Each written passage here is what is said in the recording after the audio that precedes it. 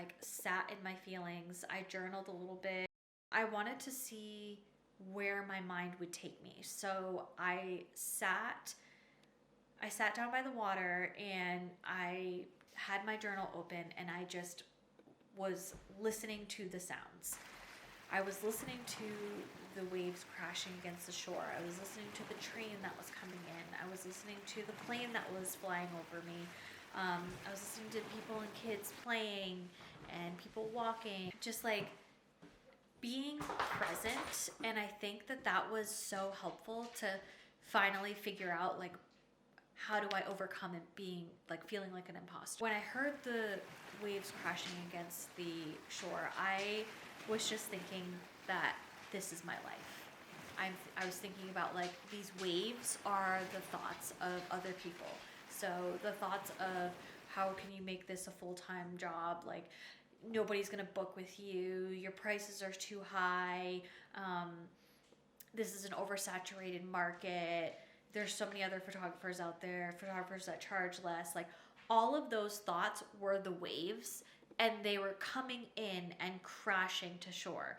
That's me. Like, those are my thoughts that I had. And I feel like it was more than just that. I feel like the more that I thought about photography, the more that I was trying to figure out, like, why I want to do this, it was more about, like, creating a story and telling a story and sharing emotion through still life. And I think what I really am missing out on by just taking random photos of, like, my dogs or, like, outside or, like, scenery or whatever is, like, I'm lacking that storytelling. And that's what I want to do. I want to tell the story. I want to tell a story of the person that's in the photo or the thing that's in the photo, or just even sharing a photo and showing what it says. It got me further thinking about how, at what point does someone else get to dictate my beliefs and gets to tell me what my thoughts are and what my dreams are? That there is evidence that photography can be a sustainable business, can be a full-time career. I mean, look at all the other photographers out there that are doing this for a living.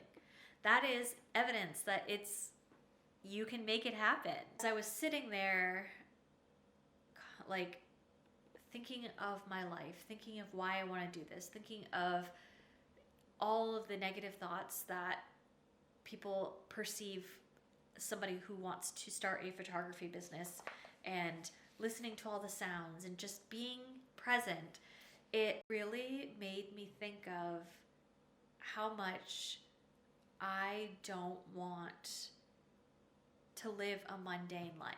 I don't want to work a 9-to-5 job. I don't want to work for someone else's dreams. I don't want to build a business for someone else. Like, I want to do that for myself. I want my dreams to come true. And I want to spend my time working on that. And for these people who work a 9-to-5 job, maybe that's for them.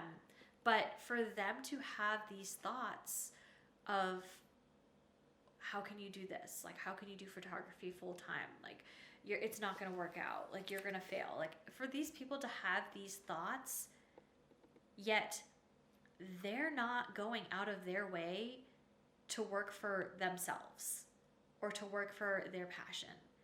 They're working for someone else. They are making money for someone else so that that person can pay them. And that's not the life that I want to live. Listening to these people who have these judgments, who have these thoughts and opinions and all of that, is really just so minuscule. And I should not be thinking of their opinions and their thoughts higher than my own, because what they're doing is not what I want to do. Now, if I wanted to work a 9-to-5 job and I wanted to work for someone else and all of that, then hey, yeah, okay, I'll listen to them. But I don't. It like sitting there today made me realize these people who have these opinions don't matter. They can be your friends and you can respect them, but when it comes to you doing your business and them not having a photography business or whatever business that is what you want to do, you shouldn't be taking their opinions, their judgments, their thoughts. You should not be taking that into account because it's not what you want to do. What they're doing with their life is not what you want to do. You know, sometimes you do feel like an imposter. Sometimes it can be hard to let those negative thoughts like go and to think that those negative thoughts are actual reality. And it's not true. So the more that you are consistent with whatever it is that you're trying to do, the more that you are working towards that goal, the more that you are showing gratitude towards the life that you have, towards the life that you want, it'll come back to you. It'll all come back to you. And I know it's hard for me to say that now because I'm like in the thick of it. Like I do have those negative thoughts. I do feel like an imposter. But I'm refusing to let those negative thoughts come in, and I'm refusing to feel like an imposter because I'm not.